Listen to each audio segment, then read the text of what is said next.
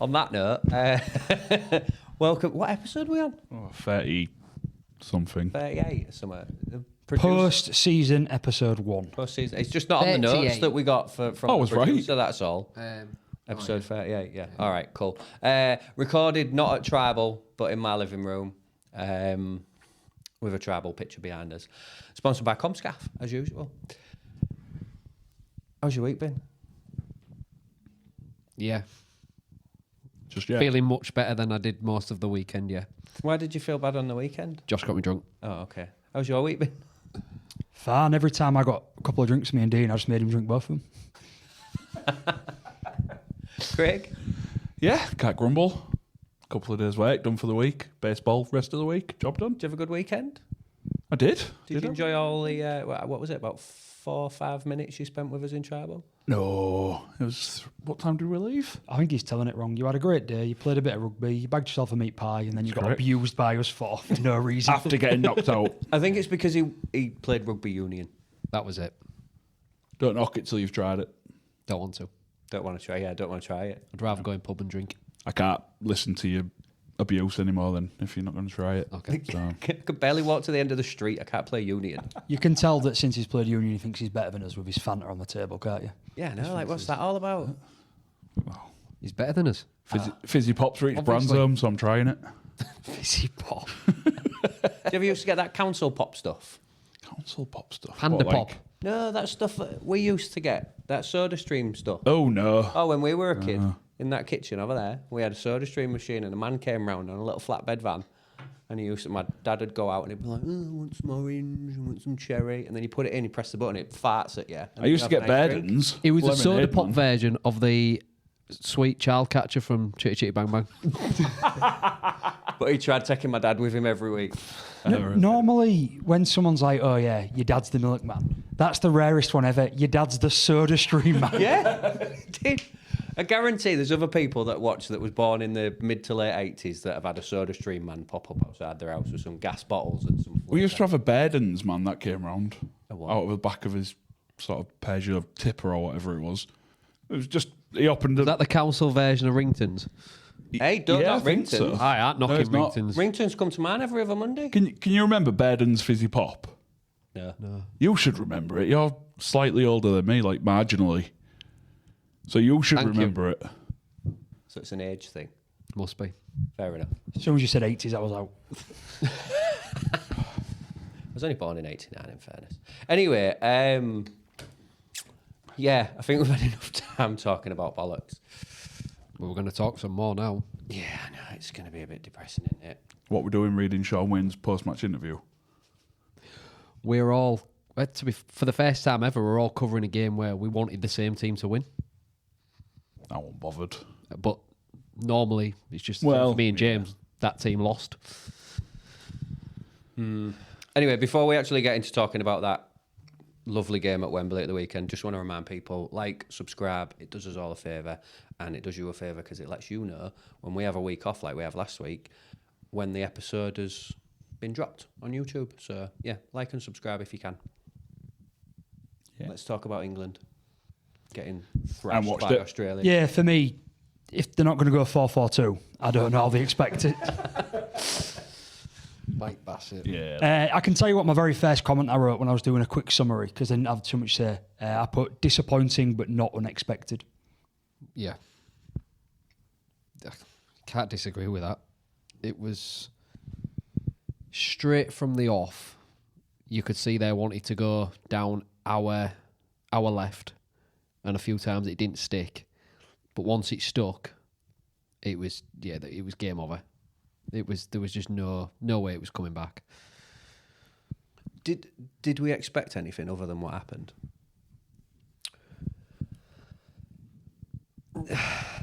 I suppose there's Out of a head, maybe. Oh, all right. We waited for 10 seconds and then everyone spoke at the same time. it's a bit. Yeah, I suppose there was probably a bit of hope, wasn't there? Yeah, there's always going to be a bit of hope. But when you looked at the team that they put together, the squad, and then the 18 that they listed a couple of days before the game or whenever it was, did anyone really expect anything other than getting beat? Probably because we didn't announce the team until so late on as well. It probably didn't give you enough time, or me enough time, to go, actually, we're going to get dominated here. It was just a bit too late in the day to go, oh, that's the squad, maybe we can do something, because I did think that it's hard to pin blame on individual players when you're getting beat like that, because it's a team performance. But from a coaching point of view and a setup point of view, our forwards just got nowhere. They provided no platform for the halves to play behind them. And so when you start to look into that as a detail, you say, well, could he have picked better forwards? And I think they could do. I think I said it to you about 10, 15 minutes into the game. Australia did to England what Rovers did to Wigan in the grand final. And it was very similar to watch, not in terms of quality. The quality of Australia was just ridiculous. But in terms of Australia making so many metres and England putting the effort in and getting nowhere. You know, they made a couple of odd like half breaks here with like Dom Young and Farnworth on the right edge. But I found that, than that, England's only success really come from Australia's errors. Like Hudson Young made a couple of errors in the first half, didn't he? I don't know if the winger, he dropped a ball as well, and it allowed England a bit of field position. But apart from that, it was just a dominant display. There was a comment made. I actually think Mike Abel had mentioned this to one of the guys I play golf with, but I'd seen the same comment online, which was insert team X would have been better against Australia today. And it started with Rovers would have put a better performance up against Australia today. And then it was followed with, well, I actually think that any of the top 4 teams in Super League would have put a better performance in today. We spoke about this while watching the game, didn't we? Yeah, and it gave me a bit of reflection when I was doing some notes that why would that be? And it's maybe because across them teams they've got better players in some areas, of course, yeah. But you're still going up against Australia, a very good rugby league side. I think it's probably more about that sort of teamwork, communication, that cohesion of a unit. My big takeaway was that was lacking in a lot of areas. So as much as we can say, you know, Walmsley, you know, poor on the day, you feeling probably a little bit correct in your, you know, always saying Wellesby just been rubbish because he had a very poor game. But what was that tackle attempt, by the way? But when you actually look at actual players in what they did on the day, there were examples of good players that didn't do anything horrendous, but looked uncomfortable. And the one for me, I think I mentioned it at the time as we was going through it was Wardle. Wardle is one of the best centres we have to offer in the Super League, and he'd had one of the best years at centre. There's only 1 or 2 players maybe better than him, or definitely on the same level as him in the last Super League season. And yet it looked like he had zero confidence in the man either side of him. Like, he didn't trust his winger, he didn't trust the second row. And that makes him look like he's having a poor game. And he wasn't that bad, he was quite good going forward. But there were times when you could almost see him looking in both ways and panicking. He was so undecisive at times. It was evident early on, I just said it, where Australia wanted to come down our left. They must have seen a weakness or that game plan, whatever. And they had an overlap early on, but they took the wrong pass. I think they give like the option crash ball through instead of going out the back. But if they'd have gone out back, there'd have been 3-on-1. And from that point on, they did another couple of players. I think the first try that come from down that side. And Wardle, you just saw it in him. It was like, I don't know whether to come in, go out, stay. And that's not like him. But that comes from not having the experience around yourself with the players that he's playing with. Whereas Australia, they are used to playing with each other in big game players because they've got like Origin and things like that. So a lot of them players have played in this type of game against it with each other. But an example for me, and I'm not jumping on him. Wellesby wasn't great. We know that. I'm not going to pounce on him. But it was evident to me with this lack of playing with each other, that long pass out from Wellesby, he maybe thought, well, normally my winger at club rugby would be hugging that touchline, and if I'd have looped that pass over, my winger would have been there. Whereas that winger was Dom Young that on Saturday, I think it was.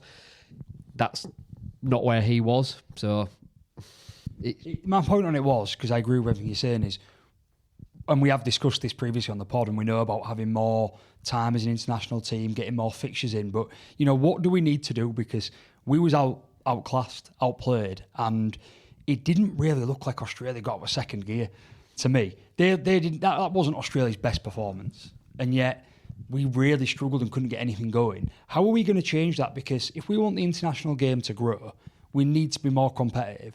we need an England team that we know we can pick. And does it become that, bagging back on Wayne and saying he's picking the wrong team?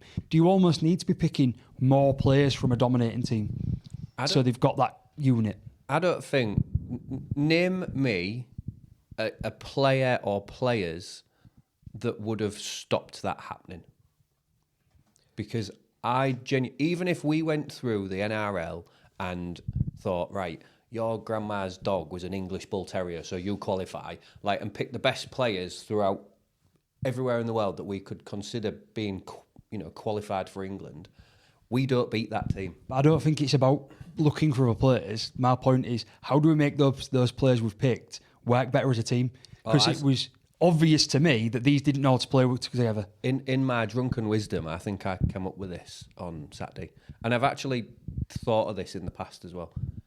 We need Origin back. We need whether it's the War of the Roses, North East, South East, West, however you want to, set it all up. We need something where our best players can play against each other, smash fuck out of each other 3 times a year. But the only way that happens is if you get rid of the Challenge Cup.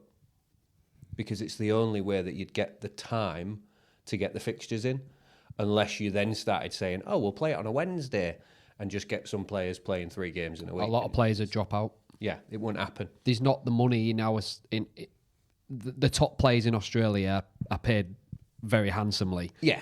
They're not so much over here, so they're more inclined maybe to play them extra 3 games a season because they're earning a bit more. I don't know. But one thing for me, and we're talking about how do we get this, how do we compete with the Aussies?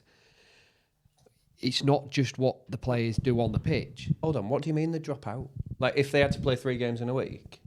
Well, when they played the War of the Roses before, loads of players dropped out. Oh, so you turn around and say if you don't make yourself available for the Origin, you're not available for England. Done. So on this point then, so there's been Wayne has done an interview with Super League on Reddit. They've really been driving. I got a free ticket to the grand final that I gave up because I already had tickets, and they've been interviewing Cleary, they interviewed Mikey, they've interviewed a lot of players, so they're trying to really engage with fans on social media. They've sat down with Wayne and they asked him this question about, they spoke to Australian players, I'll paraphrase a bit, and said that with them coming together to play State of Origin, it gives them that mid-season chance to practice. It gives them a benefit, pretty much what we're talking about. Do you think that gives them an advantage over England? And he'd said, I've mentioned it to many, many people, many, many times. We need a break in the mid-season and we need to have a Yorkshire versus Lancashire. We need to get a big sponsor in and make it worthwhile for the players. We also need to have a pre-match for our juniors playing against France so I can sit and watch the junior lads come through. Then watch Yorkshire versus Lancashire. One coached by Lee Breers, the other coached by Andy Last. Have some real consequence to it. Put some money on the board. Make it a real contest. That'd be a massive help to us. You're saying about we won't have time with the Challenge Cup. We have now Scrap Magic weekend. It's a possibility. It's highly unlikely. I think mentioned it in the news, yeah. And we also had a free week this week for what was supposed to be an international game, but that never materialised. So they split the Super League rounds up. Oh, yeah. So fair there enough, is a possible 2 free weekends in a season. But you don't want a 2-game series, do you? No, but I'm just saying there is space Yeah. to be. I mean, if they could make it work, if they could fit it in, but then the other thing that we suffer from, and again, I'm not bagging on the Challenge Cup. I actually love the Challenge Cup. I'm not saying I prefer to win it to the grand final, but we're quite big fans at the minute. Yeah, all right. Could just send that comment. With the fact that we've got the Challenge Cup, it also means that our season lasts longer. Like their international camp could have, I don't know if it did, but probably started 2 weeks before ours. So they've had 2 more weeks together as an Australian team than we have as an England team. So there's a lot of other reasons why, the Challenge Cup for international is a hindrance. For club, I love it. It's when do you do it? What do you do?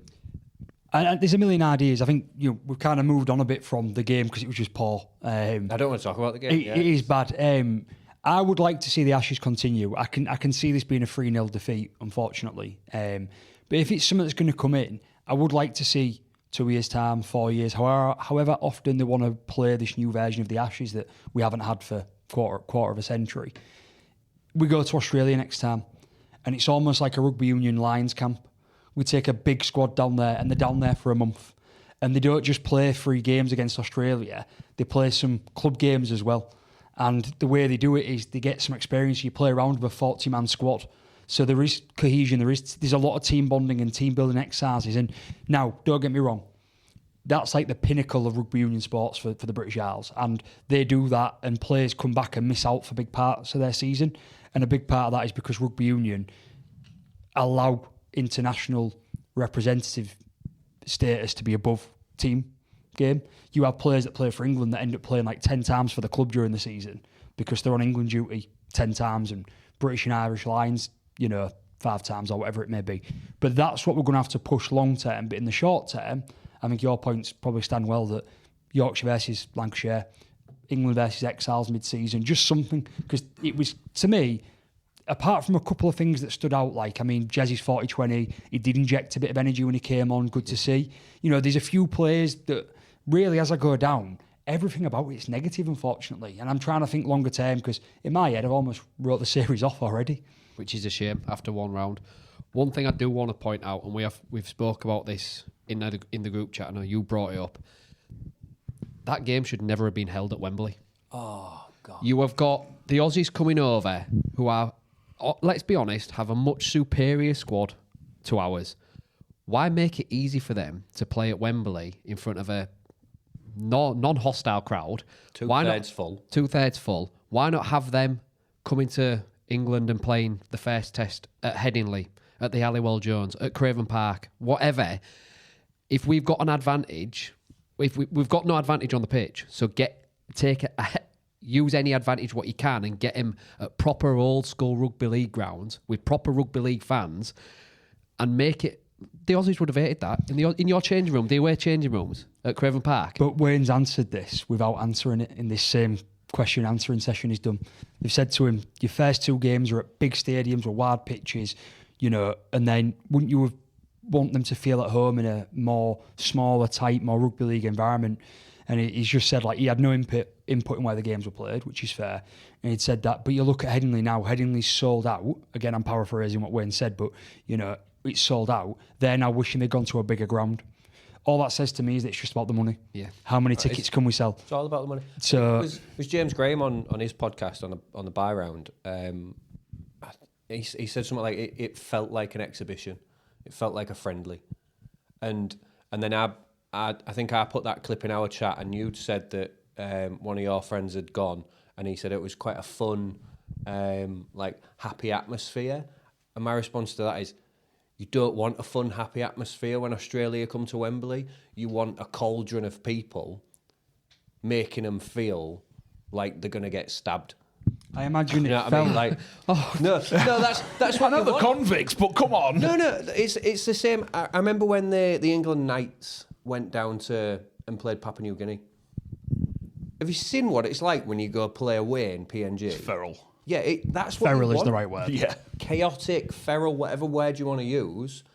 That's the atmosphere you want to create, because unless you scare them, they're just going to do what they did at the Yeah, I think what's obviously happened is it just became a bit more of, it felt a bit like a Nines festival. It was a bit of fun. We're going to see some rugby. Like people magic. from around No. London that don't maybe follow a team, or maybe they follow a local team. They don't care the international. And it all goes back to the same point, though. Unless we build something lower down and build up to these big games and bringing something as big as the Ashes up to be the pinnacle of the sport, you're not going to get that. I don't expect Headingley to be that much of a ramp above in terms of energy from the home crowd. What? Because we'll be 2-0 down. There's that as well. The other thing for me is, if you start at Headingley, fill it, go on to Everton, that's full, and then you've managed to nick a win at Headingley because of the atmosphere, and then you've lost it Everton and it's 1-1, and there's 30,000 spare seats left at Wembley, and there's a chance you might sell a few more seats. I don't often say this, James, but I agree with you. Thank you. Should we turn this on from that's what's happened, turn it around, sorry, not turn it on. Let's turn it on its head, I was going to say. That's what's happened. We've said our piece on what was bad, which was most of it. There's a lot more work to improve it. We have got a game this weekend. Yes. So it's going to be tough. We're at the home of the Toffees or something. I don't know. I don't do football, do I? I like sweets. What are we expecting? Because in terms of, I want your guys' input in terms of what we're thinking about the team. changes, swapping around, and bearing in mind that in an interview this week, Wayne has turned around and pretty much said that Wellesby's still in.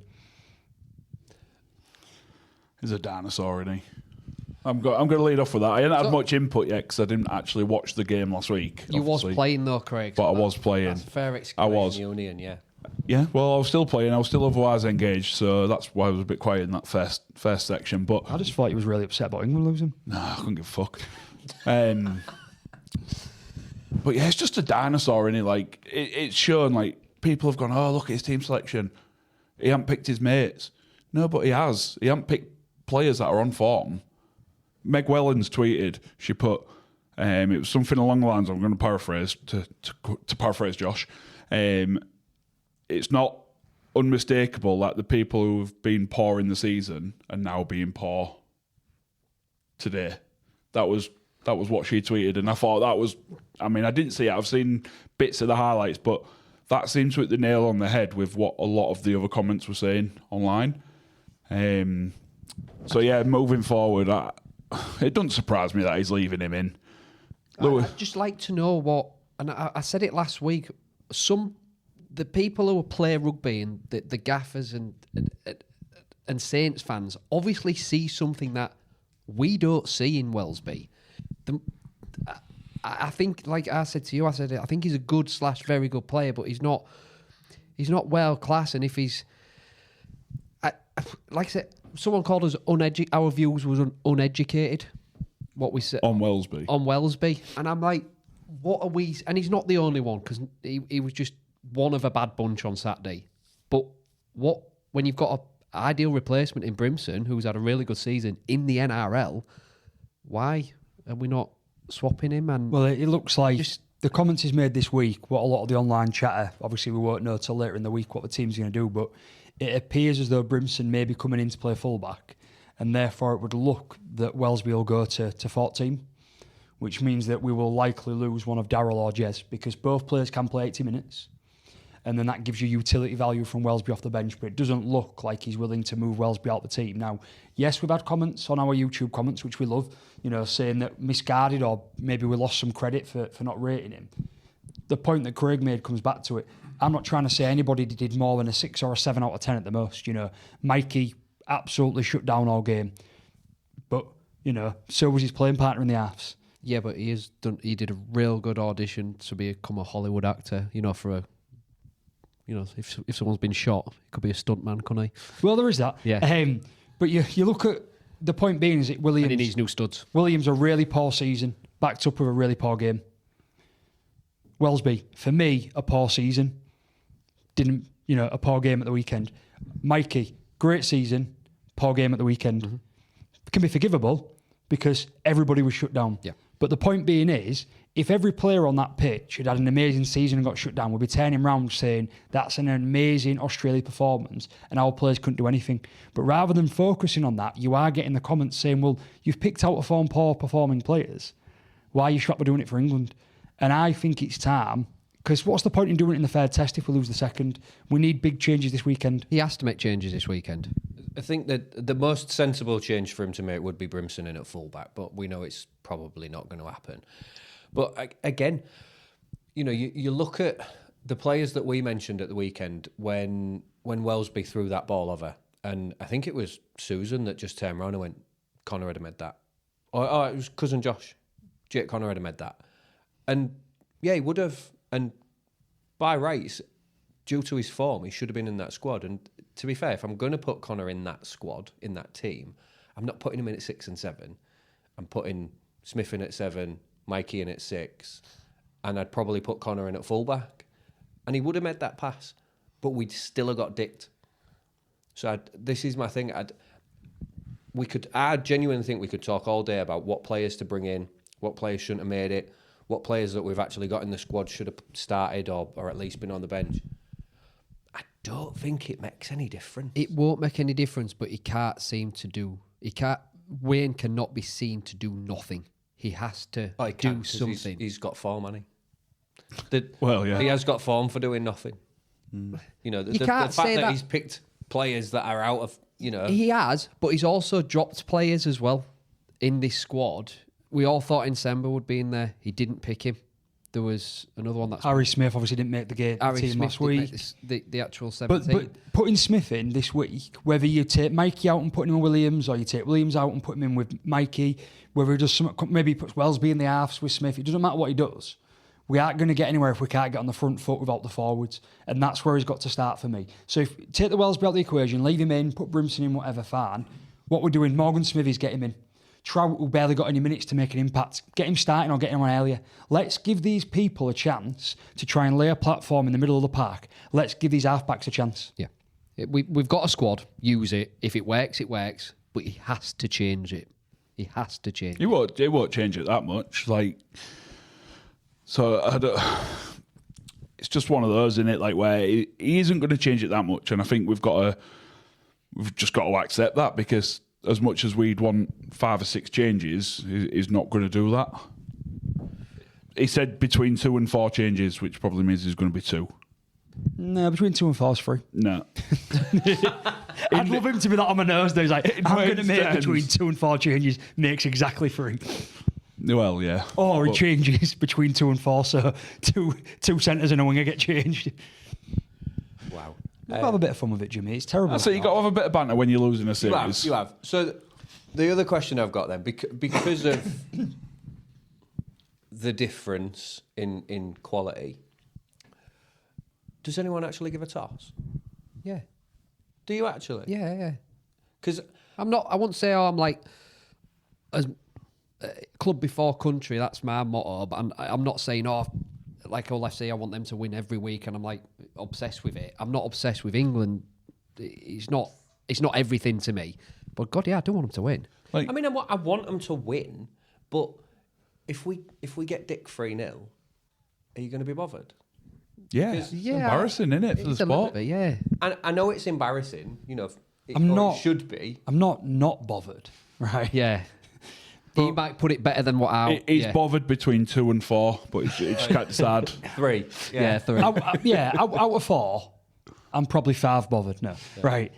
I think you should be bothered as a rugby league fan, right? And we've come from individual points of view of how much we cared about England growing up, how much we cared about international rugby growing up, different ages from what we saw, supporting different club teams that are at different levels of success this year just gone by. All of that should be irrelevant when it comes to your team. And people need to get behind it the way they seem to get behind England football. Which is just like a complete madness that we've always got a chance. Always over-expecting, and then always being bitterly disappointed that we don't quite reach it. But England aren't even giving us that glimpse. We're starting these series by doing the wrong things and by picking the wrong team, by already being mad at the coach and not giving them a chance. We've got to change something fundamental. And then even when we lose, still be a bit bothered about it. Because if we aren't bothered as the paying fans, I'm going to the final game in 2 weeks' time. I'm putting my hard-earned cash up to go to Headingley to watch him, even if it's already a dead rubber because we're 2-0 down. Because I want to see England, I want to see him perform. So we have to be bothered, and that's to everybody. And we have to push that and try and support and get behind these ideas. Speaking to when you can write into the papers and emails and tweets and saying, I'm behind the Yorkshire-Lancashire idea. Bring back England versus Exiles. Instead of, we all just flippantly say we're not bothered. We knew we'd get dicked, we're done. That's partly what's wrong with it. Yeah, I agree. I'm not saying I'm a bit like you. I'm not bothered. Do you know what I mean? This is an Ashes series. You know what I mean? Like, this should be like, whoa, like, Jesus, this hasn't happened in however many years. This is going to be class. I didn't even try and get tickets. I didn't even look because I knew that this would happen. And I knew that if I went to that game at Wembley, I'd be so disheartened. And I just wasn't excited for it. Well, I remembered going to the Britain and Australia game at the MKM, whatever it's called nowadays, 2006, I think. And that atmosphere was absolutely unbelievable. What's that bald guy called who played for you guys and played for them? Paul King. No, not that one. Fitzgibbon. Yeah, that's the one. He kicked Great Britain to death. But the atmosphere was absolutely raucous. Yeah. Like, it would be if we did it there now. So I remember going, it was a couple of years before that, to the McAlpine, as it was called then, and Sculthorpe was playing for England. I think he was playing 6 at the time because they had to get him and Farrell in the squad together. And he scored right in front of what is the away end at Huddersfield. and it was full. And we beat the Aussies in like the first or second test, whatever it was, and it was absolutely brilliant. The atmosphere in there was, it was unbelievable. Nothing you'd ever experience at Huddersfield. It was unbelievable atmosphere. And then it might have been later in the test when we played when they played at KC. Yeah, it might have been that same test series, but I got a real, I was only 13, 14 at the time, but I got a real good buzz about, this is ace, this is a big game, this. Now I don't know if it's just because I'm older and more mellowed out, I don't know, but I don't get that same feeling. I want it to be like the cricket Ashes. I want this to be that big, to be going for it, and I want to be like, right, we've won the Ashes, we can't believe it, like, they're going to Downing Street to see the Prime Minister, and we can't find Mikey because he's took a bloody swan boat out on his park, like Freddie Flintoff on the pedalo. I want that type of thing to come in, and it starts with, everyone's got to be behind it, even as disappointing as it is, and the next development, and it's a 5-10 year plan.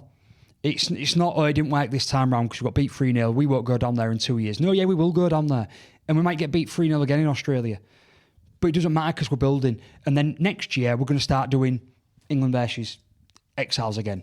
Yorkshire versus Lancashire, whatever it'll be. We've got to build. I think that's part of growing the game. Look at Italy in the Six Nations. When they first joined the Six Nations, or at Five Nations as it was to make it the Six Nations, yes, I've gone back to Union. All he does is talk about Union now. No, but you're on about this building sort of process that it doesn't happen overnight. Italy didn't win a game in the Six Nations for years. 21 years. Is that what it was? 21. See, maybe a bit less. Jimmy knows. Yeah, Josh knows. I really like the Six Nations. That's my big thing on rugby. And like then they won their first game. I think it was against Wales, possibly.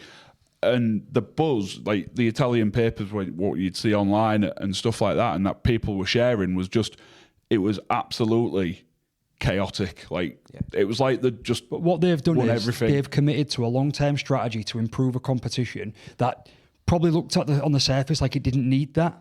Where a sport will commit to a long-term thing. That's our problem, is League. into a long term. We can't even do it with the Super League. You mean like our promotion and relegation are coming back?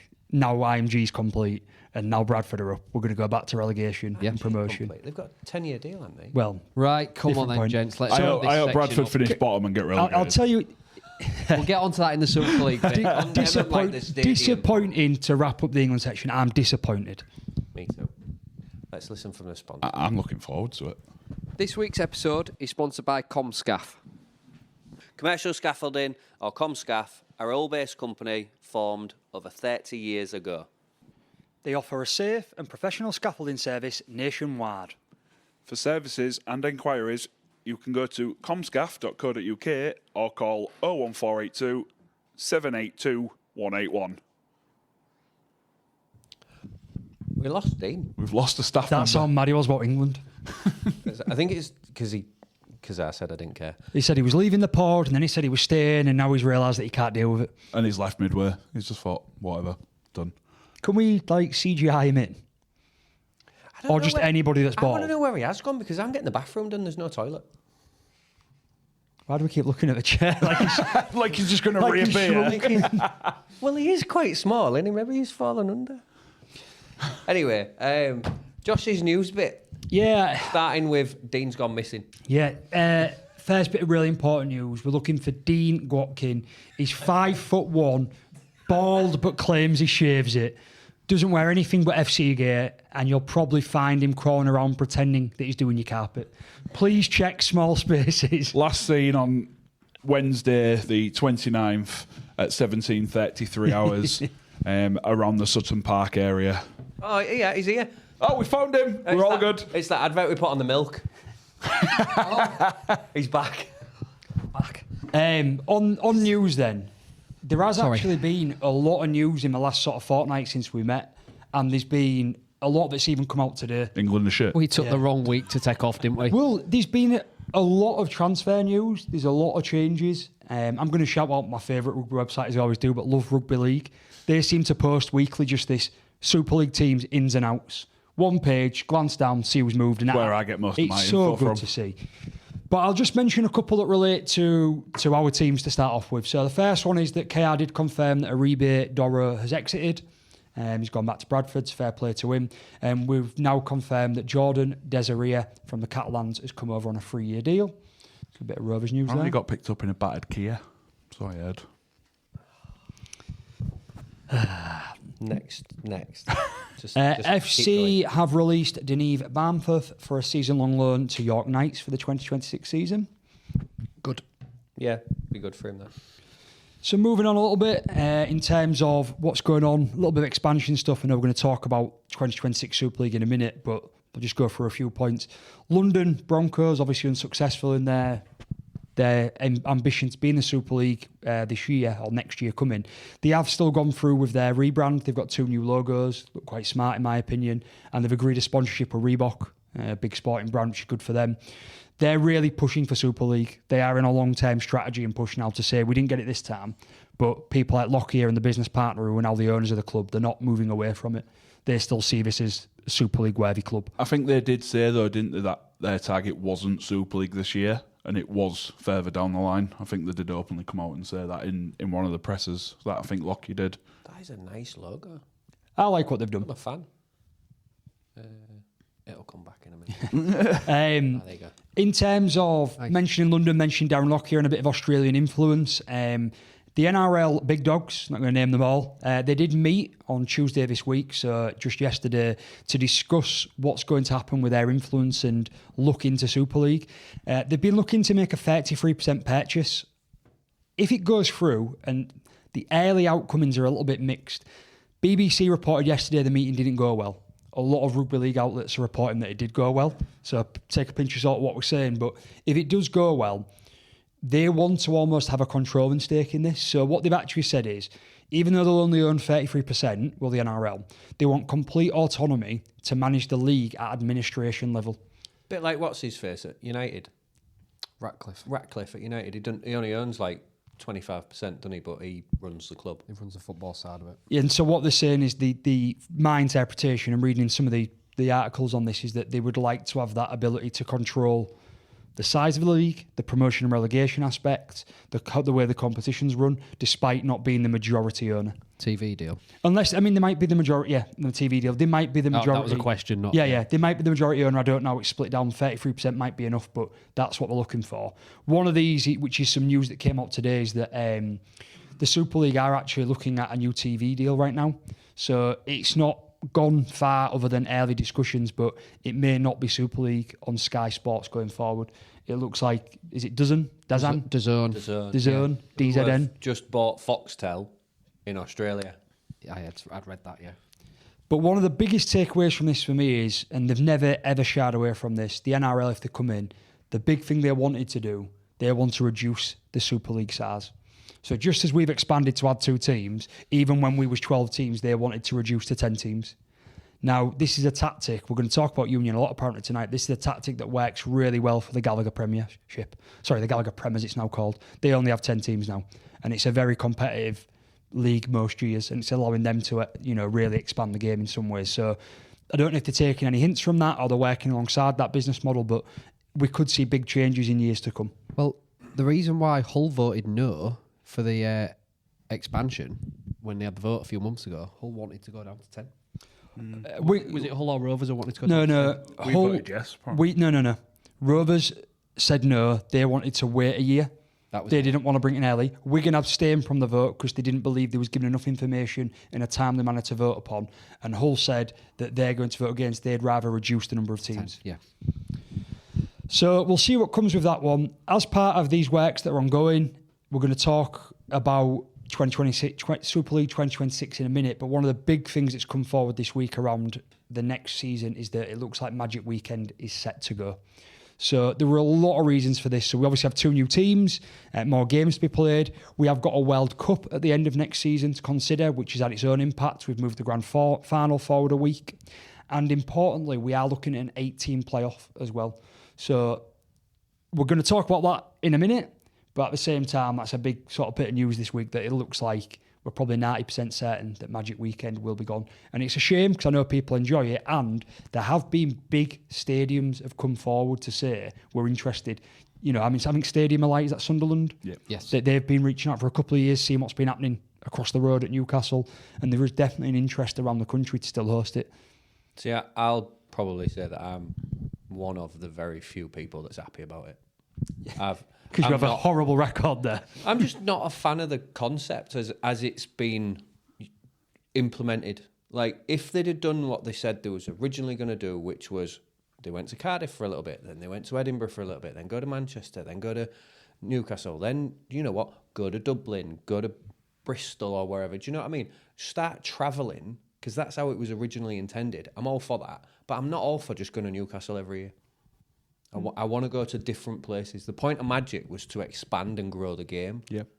You're just growing the game in one place year on year on year.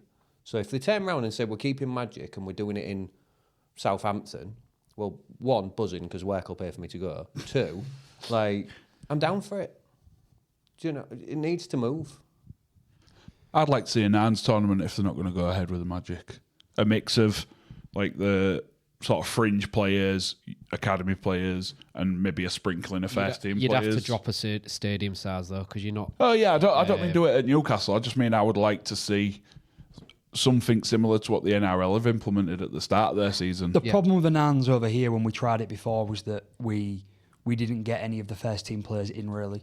Yeah, I can remember some of the names that played in the Nans team for Rovers, and there were players that maybe got one or two Super League appearances afterwards, and there was a couple of teams that put players in, so it'd need a big sort of team around it to organise something like that. But I don't disagree. I think we need something like the Nans. Yeah, just saying, if you have like a 15-player squad, for example, at least 3 or 4 have to be first team players.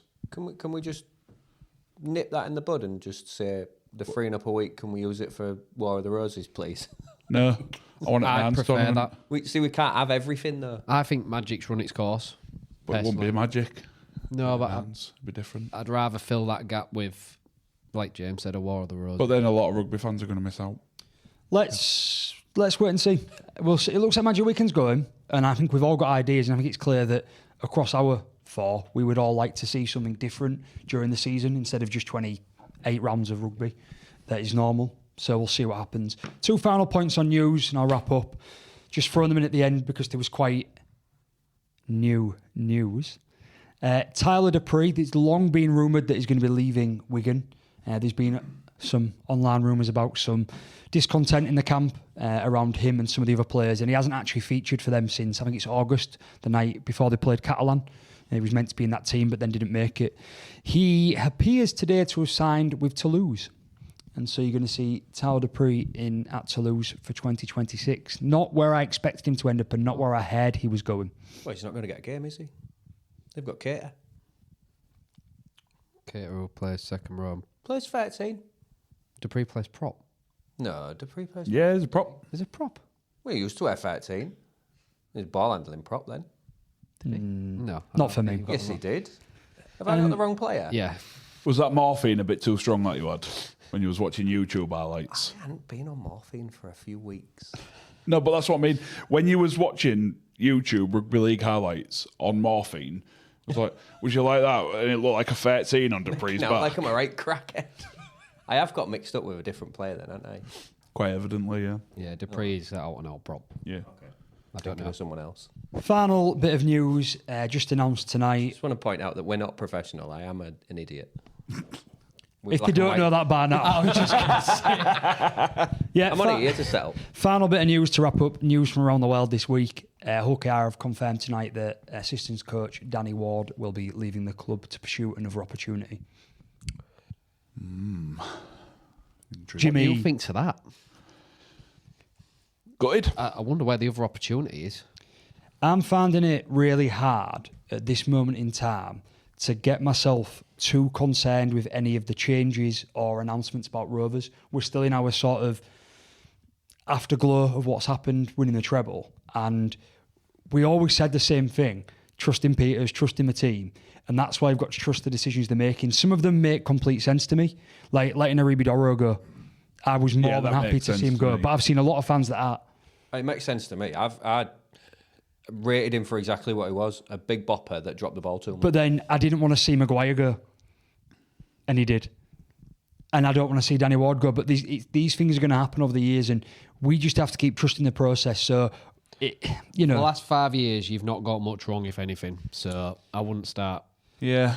I mean, I am Although gutted. it is a surprise. Because when you see how he's fitted in with the team, and then relationships that he's built within the team, and obviously what he's brought to the team with his knowledge and an interpretation of what rugby league actually is. It's sad to see him go, but best of luck to him. And like you say, we ain't got much wrong in the past sort of 5 years or so. Hopefully, moving forward, that'll continue. Hate to see him go. Love to watch him leave. Not the right term for that, but No, I like to say it. He's a good looking man. Breaking news being passed down. it's a good phrase, but yeah, wrong. He's a handsome bloke. Leave me alone. Okay. So, breaking news that's been announced, it's been passed down from the panel to my right. Salford have made the Salford Red Devils, or whatever they're going to call themselves nowadays, if they rebrand or not. Salford Red Devils. The Salford new Red team. Devils. Yeah. The Manchester Reds have announced, in quite big news actually, that they're pleased to confirm that new funding has formally been secured. They're expecting to receive these within the next 12 days, so that'll be from today as well, so from the 29th of October. Wonga had gone bust. Apparently, they have announced that once they've received these funds, they're immediately going to allocate them to three things immediately, and that will be settling all outstanding debts with their local creditors, clearing their balance with the HMRC, and facilitating the formal withdrawal of the winding up petition. Good. Effort. Yeah. Bit late. I mean, if it was done earlier on in the year, there might still be a Super League team. There might have been, but good to see that somebody's come in and sort of taken responsibility for the shambles I that... don't think it's a new ownership. Is it not? No, it's just funding. So It's still the same plebs. fair enough. Well, I'll take that bit back then, but good to see that they've took some sort of responsibility on that, gone forward with finding new funding and getting it secured, and then being open and transparent about where they're going to actually send the money. The thing is, we've got a bit of a problem history with things like this in Rugby League. I think just it's in the last 12 months where players from Toronto have finally been paid, haven't they? I mean, Sonny Bill Williams finally got his payment, even though he played there back during COVID. It's taken 4 years to sort out and wrap up. Genuinely didn't even know that had been sorted. It got sorted. It might even only be the last couple of months, but a notification had come through before. We didn't speak about it on the pod. So it's not a good look for the game. It's not a good look for the sport we love. So we obviously wish Salford all the best. It seems like they're heading in the right direction. And we want to see them as a championship club going forward. I don't love rugby league. I was born into it. I didn't have a choice. You've always been a union lover. That's it. That wraps up our news from around the world today. Beautiful. Travel. Oh, someone's asleep watching the phone. Oh, you're getting information, but you weren't watching the screen. Okay. Go on then. Oh, is it me? Yeah, you can be. Why? Okay. You can do that. This week at Tribal, you can watch England really, really try and win a game against Australia on the big screen, as well as everything else. Like they've got Premier League, they've got what else do they show? Boxing. And we're going to a boxing event. Oh, back in there in a couple of weeks, aren't we? A couple of weeks. Eubank They pretty much show everything. If there's a big event happening on Sky or on TNT or whatever, it's going to be shown at Tribal. So get yourself down there. It was good at the weekend. So Yeah, we was in there, weren't we, watching the rugby, football. I'm sure I watched a couple of football matches, but I can't remember them. Never had a problem with Tribal. Always enjoyed going in. I mean, I know we're obviously associated with them and we do go in anyways, but I still was genuinely pleased with the amount of people in to watch the Ashes last weekend. Yeah. And the number of England shirts and clear Rugby League fans. You know, there was a couple of Rover shirts well spotted. Was it an FC shirt or two? There was a few, yeah. So, yeah just that wasn't before you even start. a dig. I was genuinely Oh, right, asking. 'Cause okay, I only saw a couple of Rover shirts. No, you the know. group across. Yeah, so there was people in, and I would say that it was good. We enjoyed it. It was a great vibe, and if you have, find yourself at a loose end, go down this weekend, give it a go. It was enjoyable. It was a good afternoon, wasn't it? yeah. And if you are going and you're a season pass holder, don't forget to take your pass. You get 15% off any bill that's got food and drink. So yeah, I don't know if we're going down this week. No. No, I'm working. Saturday. Wolverhampton for me. Oh, you're at a tattoo festival. Yes. Convention. Festival, convention, whatever. Same thing. I don't know what I'm doing, but I'm not going on my own. So yeah. Anyway, Susan might go with you. no. You two have such a good relationship. You, Susan, and Rob Beckett can go again. You and Rob Beckett can go out again. I'm not going out. I was told on Friday when I went for my follow-up with my surgeon, don't do anything for another 4 weeks. On Saturday, I was out dancing in Rio until 1:30 in the morning. It was slut dropping all over the place, I heard. Was it? What he was doing was not dancing. So I don't know what he's talking about. I woke up on Sunday, all my injection sites on my back, purple, bruised, just absolutely couldn't move. Lovely. So yeah, I'm not going out this Wednesday, Saturday. But if listeners and viewers are going out, travel. Yes. Yeah, just go to travel, sit down, have a nice steady drink. So, Steady drink. what we're moving on to then? Well, you touched on it, didn't you? Super League lineup for next year. So just to paint the picture for everyone to start the discussion, obviously we've now been able to confirm the lineup, which we now know that Salford are out, Bradford are in, and the other two teams are going to be York and Toulouse. We are looking at an 8-team playoff at the end of the year, and we are still looking at one giant championship where Championship and Championship 1 are melted together. I believe Where we're they a month. actually don't play all of the teams. I was going to say, they actually sorted out the they're fixtures not. for that, yeah. No. So it's going to be... Josh is going to tell us. No, it's not that. It's just before anyone bags on it, all four of us enjoy the NFL. And Yeah, you yeah. do I'm not not play bagging every on team in the NFL. I'm not bagging. I'm not about to bag on it. I like it some weeks. So it'll be I like a looped kind of thing. So the team that finishes first, for example, might just play. If you put all the teams in order of where they finish, so you'd have Salford at the top because they're in the Super League, and then you'd have whoever finished bottom of League One at the bottom. I think it's going to be something like where Salford will play all the other odd numbered teams, Right, yeah. home and away. Bit like how they went the loop fixtures then. But then, say Oldham is their nearest rival, they'll play them as well if they're not included in that. So you'll still have your rival rounds. So it'll be 10 home and away fixtures based on last season's positions, and then the nearest two teams that you aren't playing geographically. Can't wait for Newcastle Red Bulls versus North Wales Crusaders. Rivals round. Because nobody else is anywhere It's a near. bit better than Another- Catalan and Salford as a rival. Well, yeah, there is Another that. Rugby sorry, Union Huddersfield. reference, straight with Newcastle Red Bulls. He's just obsessed. Ah, well, Hey, did you forget You're that the worrying Red me Bulls now. were Union? yeah. I thought it on the was brain all for of him, innit? Yeah, that's it. How do we feel about the three new clubs? Yeah, I'm really liking the look of Northampton Saints, the top of the Gallagher Prem. No, 2 out of the 3 I'm happy about. I think that's we're all gonna general say- consensus, isn't it? We're going to agree on the one that we are, aren't we? Yeah, I think so. Toulouse, yeah. York. You just don't like the French. I love the French. Well, Yeah, okay. I had a really good time when I went to Toulouse. I'm Toulouse, honestly, Toulouse, better than Catalan. Well, I've not even done miles Catalan. better. So. Better than, well, this year, if I'm picking one, it's Toulouse. I'd go back to Toulouse over, I've only heard good things about over Catalan, where I hadn't actually been. I would go back. Have you not? But I would go back to Toulouse. And I'll go one further. But no, I hadn't. Toulouse over Catalan over Sydney. Now, I've never been to Australia, but I've been to a game in Australia.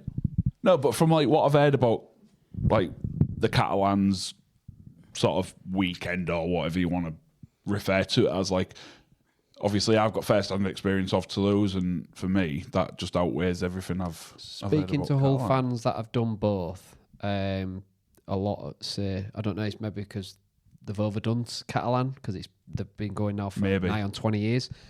Toulouse was the better away game. I've done Catalan a handful of times. I've had some amazing times up there, and I would still go every year. So I'm not dogging it that way. What I'm saying is, sometimes you get the wrong time of year there. Yeah. Sometimes it's a bit of a desert town. Sometimes there's not that many great places to find somewhere where there's a bit of an atmosphere or drinks. Sometimes you get the game where you play them in March and it's wet and rainy. And I'm not saying Toulouse didn't have that. It rained when I was in Toulouse, that game that Rovers had. But Toulouse is it's like Leeds. It's like a bustling city, and you can get around, and the metro's running, and you go into a big stadium that you're passing through a lot of areas. You feel like you're in a bigger sort of metropolitan city. And on the night, even all the Rovers fans, and I'm sure a lot of fans do, conglomerate in the same areas. Let's all go to, I think it's the Melting Pot. Pot, Everyone gets to the Melting Pot. Great bar. The ref came in last year, or 2 years back when was there. It was great. But you didn't have to. And then the days afterwards, after the game, I was with my dad and two brothers. We went down and went across the other side of the city and had a real nice meal and went around. And Catalan obviously does offer that. But when you are right in the middle, it just feels a little bit more condensed, a little bit more like there's only you and the other rugby fans there. Yeah. Toulouse has got a lot more to offer, in my opinion, as a city. Fair enough. Yeah, I'm with that. To answer it your would be first- the one that I'd want to go to out the I would this year. recommend it. To answer your I would. first thing, when you said we feel about, I think we're all on the same page. We're all disappointed with Bradford. My only concern going into next year for 2026, a lot might change. We might get a new TV provider. That might happen. We might see relegation and promotion return, which I'd love to see somewhere down the line. We might have a lot of worries about the championship like I do. Do the loop fixtures work? Is it too big? Is it going to be competitive at both ends of the table? The one thing that I am not on board with, and because I can stomach the rest, 18 playoff. I don't like that. Not in for it at all. No, not one bit. And I will not accept anyone saying, "Oh yeah," but as an Hull fan, the aim is to make the playoffs. That was what we said 4 or 5 weeks ago before we knew about this. That doesn't mean now just top 8. Like for me, an improvement is 5th or 6th for me. I'm not a fan of an 18 playoff. Don't get the point of having the playoffs. More than half the teams in the league will qualify for the playoffs. So Where's the reward? You could finish in the bottom half of the league. You could be 8th and still be in the playoffs. It don't make sense. It should be 6. Where's the advantage for the top 2 teams as well? Well, the only thing that I've read, which isn't how it's working, but I thought was a fantastic suggestion, was your playoffs, if they're going to change it, should be your top 7. And the team that is the league leaders gets the bye week. And then the following 6 from 2 to 7 play each other. So it would be 2 plays 7 and so on. And then that's your first knockout round. I like that. I read it and I thought, I'm in for that. I'd be more in for that than top 8, yeah. Because at least then you get rewarded for finishing then top. You get a half of the proper season. reward for finishing top then, don't you? Instead of first and second getting the week off. Whereas my presumption is, and I'm not sure if this is available to understand properly yet, it's going to be similar to the NRL. Because they obviously have 16 teams, they do a top 8 playoff, they do half the league. What they do is you get a second chance if you're the minor premiers, top of the league, or used to do second. Yeah, Canberra. We have tried that. Canberra played twice, didn't they? Yeah, so if you lose, you get that second bite of the apple. Yeah, we tried that. It looks like they 10, might be 15 bringing that. years ago, maybe. Looks like they might bring it back in. Yeah, because it was classed as one was an elimination playoff and one was we benefited to get to the grand final preliminary in 2000. We played Saints first and second at Saints. We lost. Saints went straight to the grand final, but then we played the winner of Bradford and whoever in the elimination semi-final, and we beat Bradford at home to get to the final. So yeah, I think that was maybe a top 5 back then. Find the details of that, because it'll be 20 years since that happened. And if you make it and then go out, but then get to Saints go straight to the grand final this year, and it's a repeat of the history 20 years on, I'd love to know. It won't, Okay. because Saints are getting nowhere near the grand final. I mean, that's my major concern. You guys got anything different to add? No, I'm quite on board with that. One thing I want to say, I am thrilled that York are in. I think they are going to be. Don't judge them early on, and I won't judge any of the new teams early on, because they've got a shorter pre-season, they've got a shorter time to build the squads.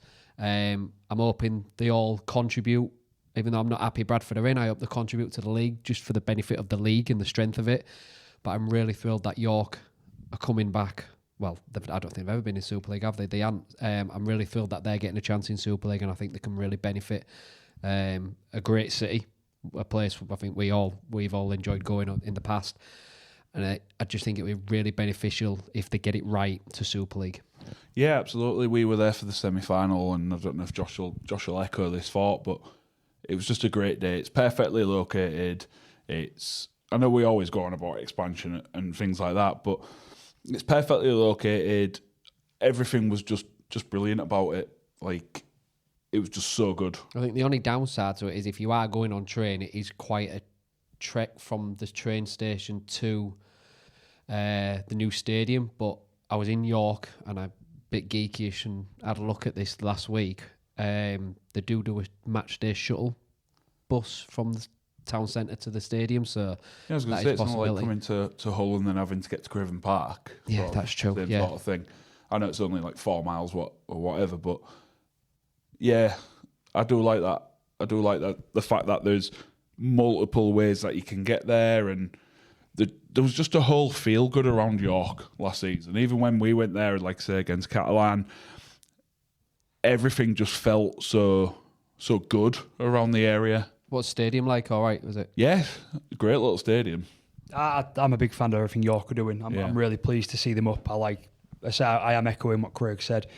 Your point about don't judge the new teams that have come up too quickly is fair.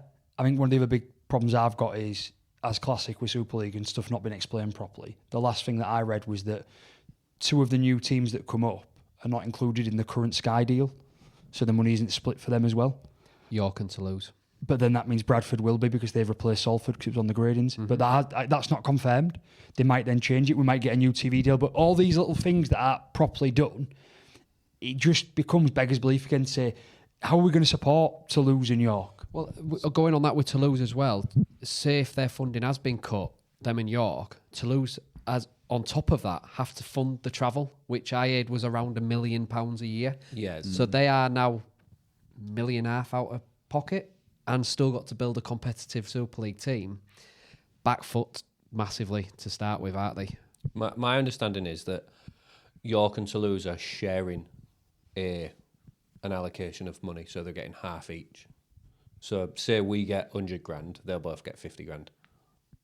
Okay. That's Yes, I hadn't seen it confirmed yet because there was a lot of question marks. I think is it Peter Valandi, something like that? Landis. Yeah. He was the one sort of kicking off, saying the first thing you should do is put London up if you want to expand the game, and second of all, when you're going to explain what you're doing with the TV money, because you used to get 40 million, you've been cut to 21 million, and now you're saying some teams won't get it. So this is why you need the NRL input to buy 33%, so we can help you govern a game and teach you how to run a successful He's done wonders league. in the NRL. Oh, God, that yeah. guy. I mean, he's done a lot wrong, but he's also done a hell of a lot right as well. The problem that we've got with that is on Tuesday, so it was yesterday, you had FC, Wigan and Warrington went to represent the Super League, because there's 5 teams in total. I think Rovers and Leeds are also, and it was FC, Wigan and Leeds, and then you've got Warrington and Rovers are also part of like a 5-team representative Conglomeration thing.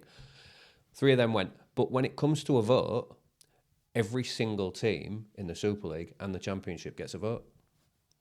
So you're going to have teams like York, for example, might turn around and think, oh, they're going to drop us out if we vote them in. We're not voting them in. And then you're going to have teams like London. Well, to be fair, no, London will be fine. But then you might have teams like Fev, where they're like, we've got a chance of winning the Championship and winning promotion if they bring that back. Well, we're going to vote against it because they're never going to put Fev up. Why would they? Do you know what I mean? They're going to put the teams up there that if they're going to have 10, you've got to have the 10 strongest in terms of what they can offer to build the game. Structure, stadiums, money, all that sort of stuff. In terms, how many fans can we reach? So London's in, FC and Rovers are in, Wigan are in. You know what? The big teams are in. I can see Bradford dropping out. So they'll probably vote against it. You're not going to keep Bradford in. That stadium on TV, really? Yeah. Especially with that god-awful bloody track around That's something on Bradford, sorry. concrete barriers. They narrowed that pitch to put the speedway drag track, whatever it is, around it again. So they narrowed and short. They've cut the corners off, haven't they? Yeah, but they used to do that anyway. They used to put fillers in. No, but that's what I mean. Done that again. That pitch surely isn't up to Super League standard. Do they have to go back? Was something that I wanted to come on to was Odsal. Well, can we all stop pretending we don't want to go back to the mighty Odsal? I genuinely really looking forward to going to Toulouse, because we've already said if it lands right, whichever one it is, Catalan or Toulouse, we're going to go this year. Couldn't that have been my away game for my forfeit? No. Can you imagine that? You want to play, because we'd met you wear your Rovers shirt on the flight and everything. I'd do it. All right, whatever. And then York. York's a great day out. Get on a train, bosh, done. The thought of going back to Bradford, I don't want to go. And that one pub that's near the ground is now shut down by all accounts. Parking in that car The one park across in the the road, yeah. sports centre across, I don't know if it's still open, but when there's a bit of rain and it's where St Walton Street. Quag, isn't it? Yeah. The only good thing about it, me and cousin Josh, we went to the friendly beginning of last season. It's a bit like Rovers where they've got like a load of independent food vendors behind the stands. There was one there selling like brownies and all that sort of, mate, I got so fat at that game. Like, Never lost it since. Never lost it since. I better not go to Bradford then. In my early days of following Rovers, I always tried to go to every ground. And there's not many, well, there's none on the top of my head. I'm sure if I went through it, there's some I've missed. But I went to some random ones like when North Wales Crusaders, when they was playing over at Wrexham's ground. Or, you know, I've been to some of them. We went to the race course, we went to Bridgend. Been to some of them random ones. Bradford ranks so low down on my list. I've been several times. It ranks so low down on somewhere that I want to go back to. Yeah. And I try and get to a number of away games during the year the best I can, but it's not always possible with holidays and other parts of life getting in the way.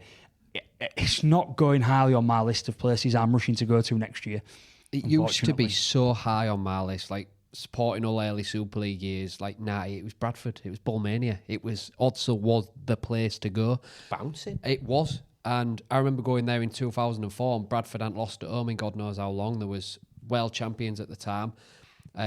Sean Briscoe scoring 4 tries and all winning for the first time there in 20 odd years or whatever it was. And it still stands out to me as one of the best away games for a league game that I've ever been to for Hull FC. Did you ever find your trainer? Yeah. He lost his trainer. I lost my after trainer the the fourth try. It's like a mosh pit. Was you throwing it at the players? Yeah. Yeah. But he got nowhere near him. Vanacolo got a trainer. So, no, it used to be, I used to look, it was one of them where you look on the fixture list and go, oh, Bradford away, can't wait for that. But then that slowly just got just further and further away as the years went on. And it's, I am looking forward to Looking going at the back, 3 really new hard. teams, it's number 3, and rightly so, in places to go this year. Get yourselves to Toulouse if you get a chance. If you haven't been, it was fantastic. Go and enjoy York. It's not far at all. It's a really nice city anyways, but it is a good stadium, great fans, great atmosphere. They're really building something special. And then if you are inclined, maybe pop to Bradford. But I can see it's not one what of it us. used to be. I can see one of our teams having our first game against York this year. Just, it's very close to York, so they might Full ground. they might get one of the old clubs, or maybe Leeds, because we're the 3 closest teams to York. So I can see one of us playing York first game of the season.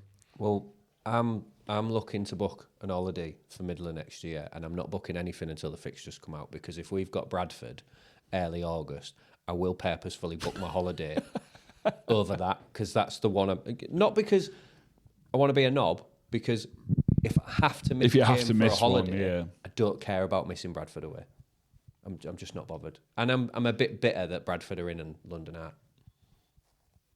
Yeah, me too. Yeah. Speaking of London then, breaking news there, just confirmed that's where Danny Ward's going, As assistant coach. to Demetrio, is it? Jason Demetri. Jason Demetri. Yeah. Yeah. So Jason has Derulo? Eccles gone upstairs, hasn't he? Yes. Eccles gone. Director Yeah. of Obviously. What is Director that? of rugby, yeah. Can't say that.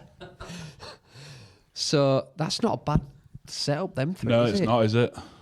And then Lockyer and Everington as well. They're trying to get off the pitch in a really good place, clearly, aren't they? Yeah, looks that way. Also, a really nice little stadium they've got. Yeah. I know you won't like it, it's Wimbledon. I hate when you do that noise on the microphone. It's horrible. Don't mention them then. I have to listen back to it. Don't mention them. Which noise is this? That one. I know you don't like Wimbledon, but that little stadium that they've got is perfect for rugby league. Apart from the big sinkhole that they had in the corner. No, yeah, it's all sorted now, though, isn't it? fixed now, though. Yeah. But it might not be. My only thing with London is, we've gone right off track here, but I'm still a little bit gutted that they didn't go the full rebrand and go London Hounds. I liked some of the mock-ups of it. I liked the idea of it. It's like London, it's the capital. It's almost like the British Bulldog. It's a dog. And it was a new turnaround from being the Broncos, and I liked that. I actually think that old ground, the ground that I know I'm going right off subject, was the old. So that Plough Lane was built on the old greyhound, the national greyhound track. So that just little things like that would have. And before that, they used to have dog fights in the pits. Did they? Yeah, back Wow. in the 1800s. No, but it's things like that. And I am excited for the new season. I know it's a way off. We've got end of the Ashes. We've got the new year. We've probably got a lot of changes to come still with the way Rugby League is. But it is good to have some new blood in the Super League, whether we're that happy about them or not. It's interesting to see what happens at Championship being such a big league, and it is still that sport we love. I'm interested to see what happens, but I'm just a little bit concerned, is probably the right way of putting it. I'm concerned over a number of things that worry me.